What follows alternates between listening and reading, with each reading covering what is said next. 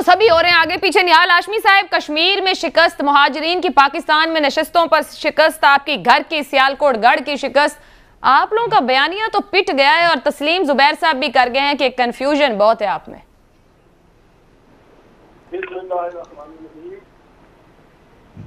हाँ, ये तो हमारे मुखालिफिन कह रहे हैं कि हमारा बयानिया पिट गया है। तो क्या वो बयानिया जीत गया है जिसने महंगाई की?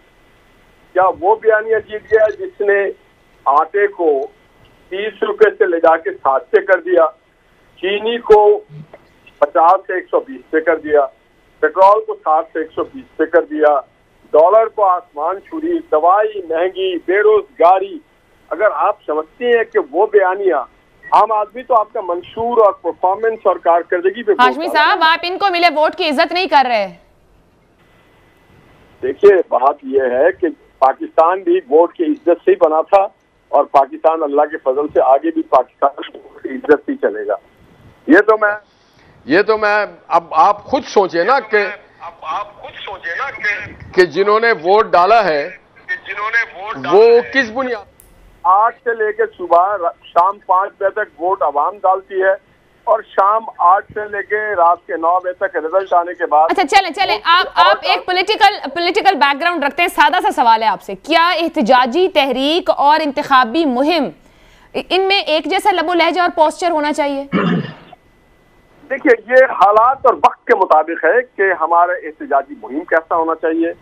हमारा सर, क्या एहतजाजी तहरीक का लबो लहजा ही इंतखाबी मुहिम में रेप्लिकेट होना चाहिए? हाशमी साहब, पार्टी से एक साइड पर आप पॉलिटिकल बैकग्राउंड रखते हैं, मैं सादा सी बात पूछ रही हूँ। महसूस हुआ है कि पाकिस्तान में वोट की तौहीन की जा रही है, तौकीर नहीं की जा रही है। हमें 2018 से ये महसूस हो रहा है कि पाकिस्तान के लोगों के हक से हुक्मरानी पे डाका मारा जा रहा है, पाकिस्तान के तरक्की पे डाका मारा जा रहा है, पाकिस्तान को पीछे धकेला जा रहा है, पाकिस्तान को दलदल में ले जाया जा रहा है। आप फिर वो कह रहे हैं ना, कश्मीर में आपके पास कोई सबूत है, सियालकोट में है, तो आगे लेकर आए। क्या आप कोई तहरीक चलाएंगे? 2018 आप इलेक्शन कमीशन में लेके जाएं, केसेस रखें। खड़ा है आज पाकिस्तान में एक ईंट बता दें जो गुज़श्ता 3 सालों में अगर एक ईंट भी इन्होंने लगाया हो? बिल्कुल नहीं लगाया। सर, आपने धांधली साबित करने के लिए कोई जोर लगाया हो सिवाय नारे के? तो क्या हम इनके साथ बैठ के तालियां बजाएं? क्या हम ये महसूस करें कि ये जो कुछ कर रहे हैं सब कुछ ठीक है, डॉलर भी ठीक है? सर, वो भी हुकूमत चला रहे हैं, आप भी हुकूमत चला रहे थे, आप उनका मैंडेट एक्सेप्ट करें, वो आपका करें। बेरोजगार हो जाए, लॉ एंड ऑर्डर भी बर्बाद हो जाए, अच्छा मेरे साथ खराब हो जाए, एक्सटर्नल पॉलिसी भी खराब हो जाए और खान साहब की यू टर्न जिंदाबाद रहे। इस तरह से तो रियासत अवाम वोट दे रही है ना हाशमी साहब। ये सियालकोट आपके घर की सीट है, आपके पास कोई सबूत है कि धांधली हुई है? मुल्क को नहीं चलाएगा। सर, कितनी क्लोज्ड और अहम मीटिंग्स में वो मौजूद रहे हैं, ये पंजाब के अंदर पॉलिसी साजी करते हैं। चीमा साहब, इस प्रोग्राम में दूसरे लोग भी हैं, जरा सुन लें। मैं आपको कह रहा हूं कि पहली बार आपकी पार्टी ने सच बोला है, सच्ची बात की है और अपना सही कैरेक्टर बताया कि मेरे साथ हो तो आप ठीक हो और कुछ भी कर लो। आप फैसल वाडा के तरह जाली एफिडेविट दे दो, जुल्फी बुखारी के तरह आप कुछ भी कर दो, मगर अगर मेरे पार्टी में हो तो ठीक हो।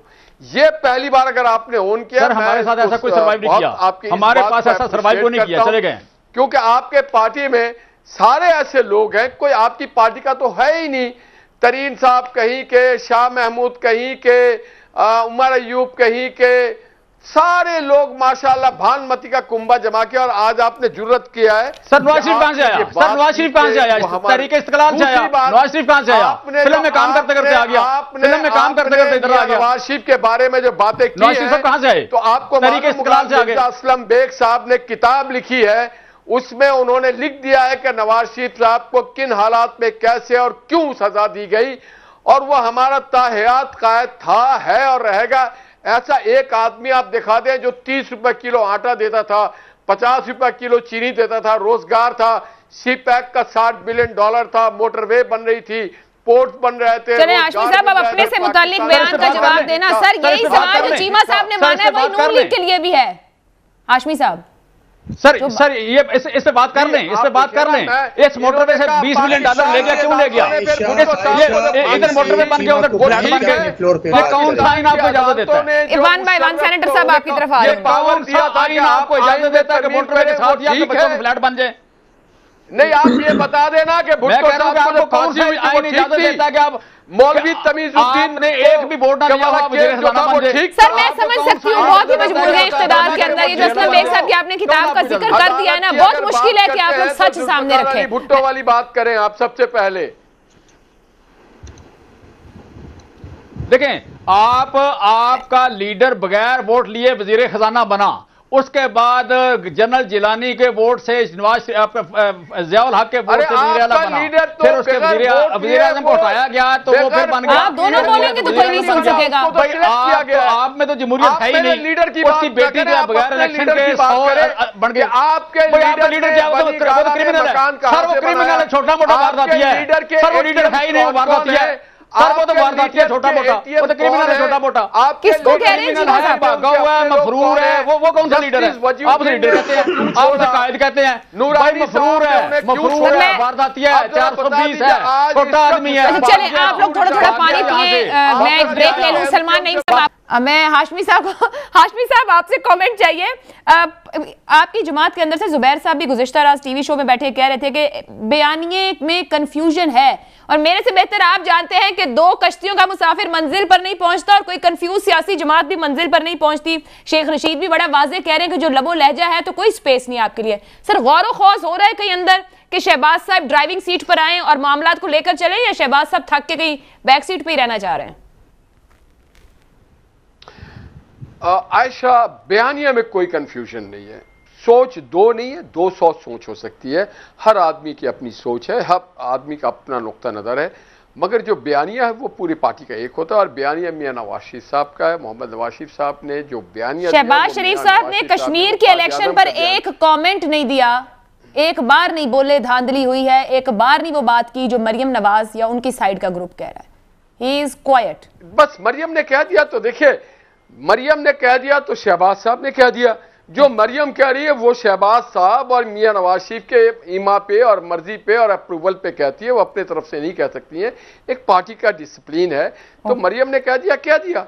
तो इसी तरह से जो शहबाज साहब ने कह दिया वो मरियम ने कह दिया, जो मियां साहब ने कह दिया वो शहबाज साहब ने कह दिया। तो हमारे पार्टी में कोई कंफ्यूजन है। बयानिया एक है, वोट को इज्जत दो, और इस वोट को इज्जत देके हमने पाकिस्तान को बनाया। और तो मतलब बारी लगा के बोलती है नून लीग से लीडरशिप। हाशमी साहब, ये मैंने नहीं कहा था, जुबैर साहब ने रात वैसे कंफ्यूजन वाली बात की थी। मैंने कहा नून लीग में लीडरशिप बारी से बोलती है। शहबाज साहब बोलते हैं तो मरियम खामोश रहती है, मरियम बोलती तो शहबाज साहब खामोश रहते हैं।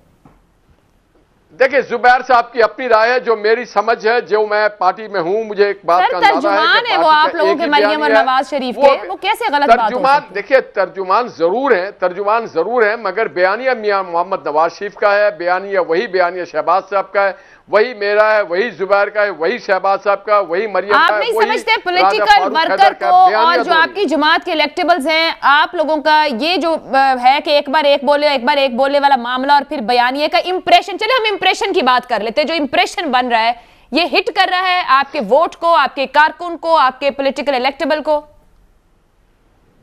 नहीं, बिल्कुल नहीं कर रहा है। हमारे कारकुन, हमारे वोटर्स, हमारे इलेक्टेबल सब बहुत मजबूत हैं और ज्यादा बढ़ रहे हैं।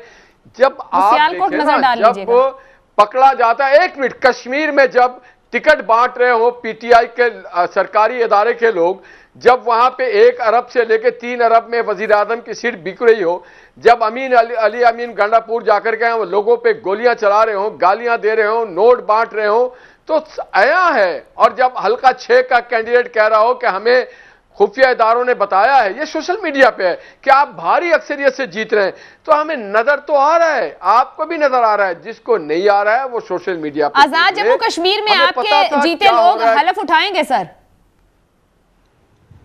ये हमारी पार्टी, क्या पार्लिमानी पार्टी फैसला करेगी, क़यादत फैसला करेगी, राजा फारूक साहब फैसला करेंगे। अगर वो समझते हैं कि कश्मीर के लोगों के हक में बेहतर है तो हलफ उठाएंगे। अगर वो समझते हैं कि अभी वो वक्त नहीं आया है तो वो रुक जाएंगे। क्या इन खबरों की तस्दीक या तरदीद के नवाज शरीफ साहब ने लोगों से कहा है अपने जो जीते हैं कि आप हल्फ नहीं उठाएंगे? नहीं, बिल्कुल नहीं कर रहा है। हमारे पार्टी नहीं, नवाज शरीफ साहब इस तरह की बात जब भी करेंगे पब्लिकली करेंगे, वो आपको सबसे पहले आप मीडिया वालों को मिल जाएगा, उसके बाद हम तक पहुंचेगा।